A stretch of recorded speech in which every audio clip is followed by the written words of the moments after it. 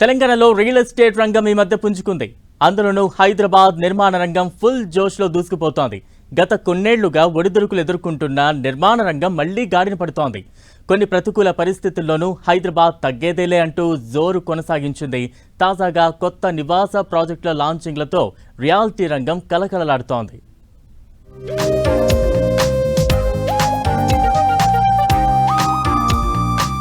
హైదరాబాద్ నిర్మాణ రంగంలో చిగురిస్తున్న ఆశలు, క్రమంగా పుంజుకుంటున్న గ్రేటర్ సిటీ రియాలిటీ రంగం, కొత్త నిర్మాణ ప్రాజెక్టులతో కళకళలాడుతున్న విశ్వనగరం. గత త్రైమాసికంలో హైదరాబాద్లో 10,661 కొత్త యూనిట్లు ప్రారంభం. రియాలిటీ రంగం మళ్లీ ఫుల్ జోష్తో కళకళలాడుతోంది. ప్రతికూల పరిస్థితుల నుంచి బయటపడిన రియాలిటీ రంగంలో ప్రస్తుతం కొత్త ఆశలు చిగురిస్తున్నాయి. కొత్త రెసిడెన్షియల్, కమర్షియల్ ప్రాజెక్టులు లాంచ్ అవుతున్నాయి.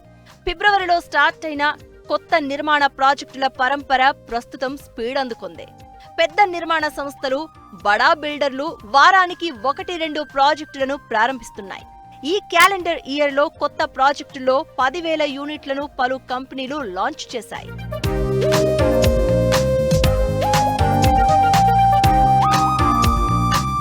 హైదరాబాద్ నగరంలో చిన్న పెద్ద అపార్ట్మెంట్లతో కలిపి 3 నెలల్లో నిర్మాణ ప్రాజెక్టుల్లో సగటున 10,000 నుంచి 12,000 యూనిట్ల వరకు మొదలవుతాయి.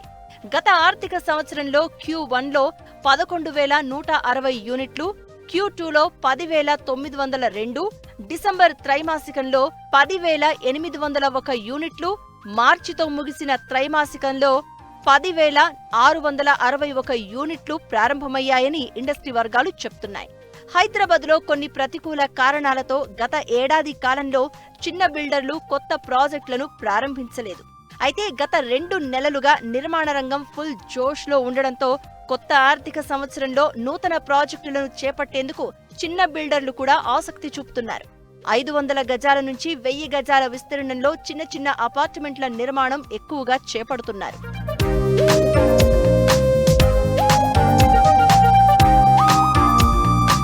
హైదరాబాద్లో పెద్ద నిర్మాణ సంస్థలు మార్కెట్ ఒడిదొడుకులతో సంబంధం లేకుండా కొత్త ప్రాజెక్టులను ప్రారంభిస్తాయి. అలాగే జాతీయ, అంతర్జాతీయ సంస్థలు సైతం స్వయంగా లేదా ఇతర సంస్థల భాగస్వామ్యంతో కొత్త ప్రాజెక్టులను చేపడుతున్నాయి.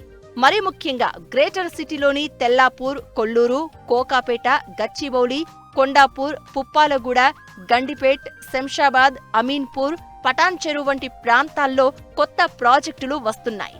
రాబోయే రోజుల్లో మరిన్ని కొత్త ప్రాజెక్టులను చేపట్టేందుకు జీహెచ్ఎంసీ, హెచ్ఎండిఏ, రెరాకు కొన్ని సంస్థలు ఇప్పటికే దరఖాస్తు చేశాయి.